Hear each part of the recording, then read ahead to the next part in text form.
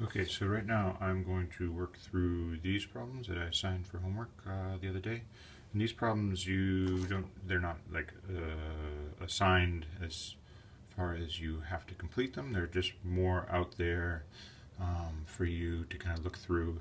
Another chance for you guys to figure out how well you know the material.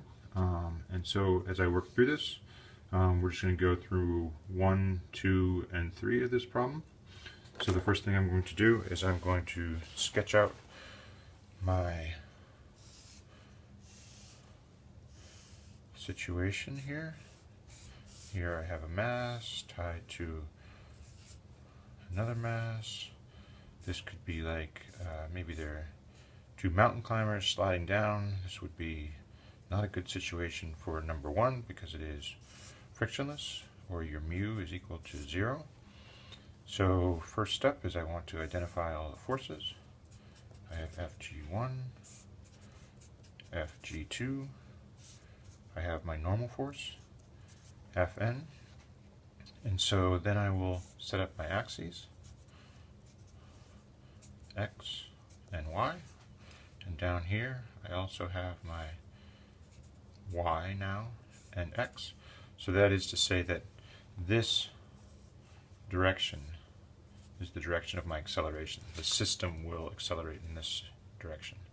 So now that I have my axes labeled, I want to break up my forces into their components, Fg1y and Fg1x. So let's see here. It's everything now in the x and the y. The Fn is in the y direction. The Fg, and I'll put an Fg2, that's in the x direction. And you know what these masses are, but I'm just going to solve this symbolically. So the first thing I'm going to do is I'm going to sum the forces in the x direction, because that's the direction that there is an acceleration. So this is not 0 here, not 0, so I make sure that I include that. And so now I have, let's see, I have Fg1. Oh, well, it actually would be very helpful if I came up with a free body diagram. So let's take a step back, free body diagram. And I have Fn up. I have Fgy down. I have in this direction, I have Fg1x, as you can see right here. This is down. And I also have Fg2. And I'm not really sure what the magnitudes of these are supposed to be relative to each other. I probably have those flipped. So now let's go and plug in. So here I'm looking at the x direction. So this is the x direction, and all the forces in here are Fg2 and Fg1x. So I will write this as Fg2 plus Fg1x is equal to, and you have to ask yourself at this point, what masses are being accelerated? M1 plus M2A. So now I'm just going to divide these out, or break these down a little bit further. M2G, Fg is always equal to mg, and remember that you have to carry through your subscript 2 so that you capture the force on mass 2, plus m1g sine or cosine. If this is my angle theta, then this is always my angle theta tucked up in here. So that's the opposite side, so that sine theta is equal to m1 plus m2a. Right, so we're solving for a, so we just isolate a. So then a ends up equaling my m2g plus m1g sine theta all over m1 plus m2. Alright, so there, I've solved for problem, or the first section of this problem. Now I'm going to go on to problem number 2, right below this. I think I have enough room. And now I do have a coefficient of kinetic friction, which happens to be given as 0.5. Although I'm not going to actually plug that number in, I'm just going to do this symbolically. I can actually go back to my sketch and just include right here my friction force. and resist the motion. And so over here in my free body diagram, I now include my friction force. So I will do the same thing. I will sum the forces in the x direction is equal to ma, and I better sum the forces in the y direction, but now that doesn't equal ma, so in the y direction these are going to sum to 0. Alright? Or they could be summing to ma and my acceleration is 0, therefore they sum to 0. So here we go. So I can actually come up here and I can look at what I've done before, and I can carry that down through. So I'm going to capture this part right down here and then pull it down, and I end up with m2g plus m1g sine theta. And the reason I can do that is this represents fg1x, it's still down, and fg2 still down, and now I have to include my negative ff minus ff, so this is in the upward direction, is equal to now my m1 plus m2a. And I'll deal with this in a moment. So I'll write this out again, m2g plus m1g sine theta minus mu, and it's mu fn. This is mu fn, roughness of the surface and the force between the surfaces. And so now I have fn, and my fn is going to be equal to my fg. Ooh, this is terrible how I've done this. Fg. Oh, this is fgx, and this is fgy. So this wasn't laid out very well. So this is fgy. So my fgy up here is going to be equal to m1g cosine theta. So I'll plug that right back in over here. So I end up with m1g cosine theta is equal to m1 plus m2a.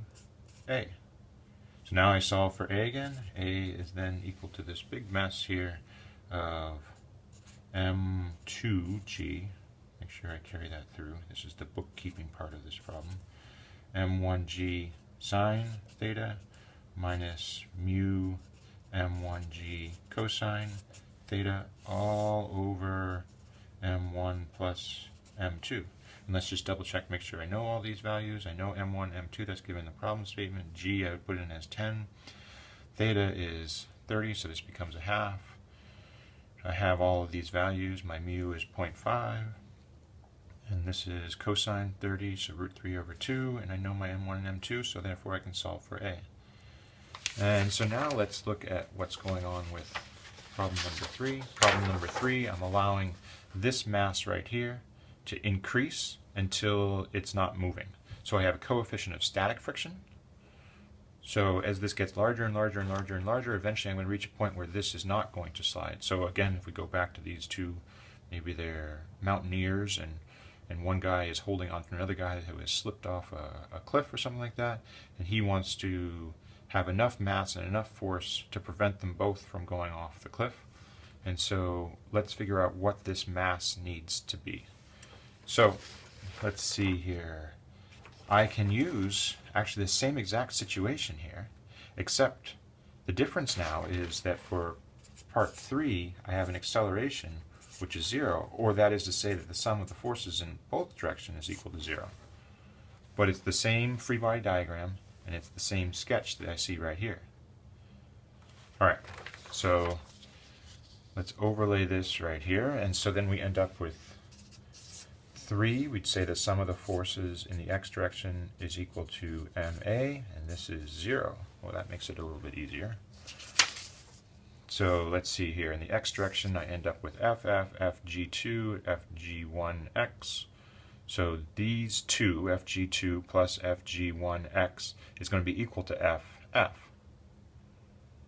And so that's kind of interesting. As my mass goes up, my fg1 becomes greater. But so does my fgy, that becomes greater. So therefore my fn becomes greater, and if my fn becomes greater, then my ff becomes greater. So I want this to grow more than my fgy grows and my fgx. And so let's see what happens here. So I end up with, let's see here.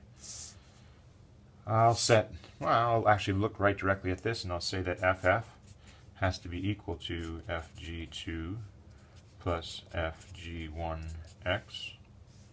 So I end up with mu Fn is equal to m2g plus m1g sine theta. And so I need to go back here and look at what my Fn is. As we solved before, Fn, we said that is equal to Fgy, which is equal to m1g cosine theta. So let's plug that in. So I end up with mu m1g cosine theta is equal to m2g plus m1g sine theta. So I have a g in each term, so I can cancel those out. Can I cancel out my m's? No, because I have an m1, an m2, and an m1, so I can't cancel those out. So that's where it's important to carry through your subscript. And then let's see here, what's the problem? So we're trying to get our m1 to increase to the point where this will equal this value. So really m2 we want to kind of become fairly insignificant. So let's see here. So let's isolate m1. So let's pull m1 onto one side and m2 onto the other.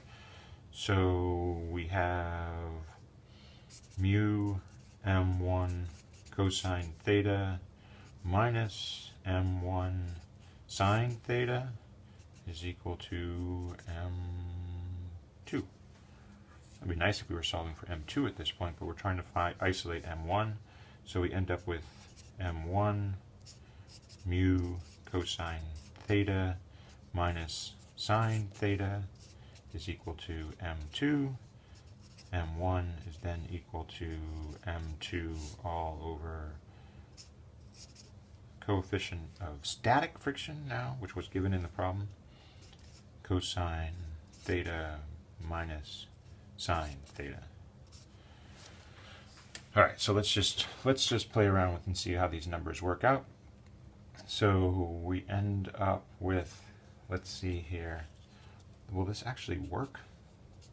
Or have I given you a bogus question here? So we end up with m2, which, let's see here, I have to go back to my problem statement, and my m2 ends up being 3 kilograms. 3 over my mu, which is 0.8. Cosine of 30 is root 3 over 2 minus 1/2. Alright, so this number is clearly going to be greater. Ooh, I don't know. Let's see here. If I were to actually do the calculation, I end up with 0.8 multiplied by 1.7. Now this is where I could be wrong. 32 over 2 minus 1/2. Oh no, so I end up with a negative. Oh my goodness. I think this value right here is going to be greater than this value right here. So therefore this ends up being negative, so that means no matter what I do to m1, I'm never going to get it to a point where I can prevent them from going over that cliff. So this was a bogus question, so I apologize for that, but at least we were able to work through this. If I either gave you a higher mu static or a lesser theta, then this problem would work out. At least I think I've done this right. Double check my work up here. Alright, so that's it for now. Hopefully this is helpful.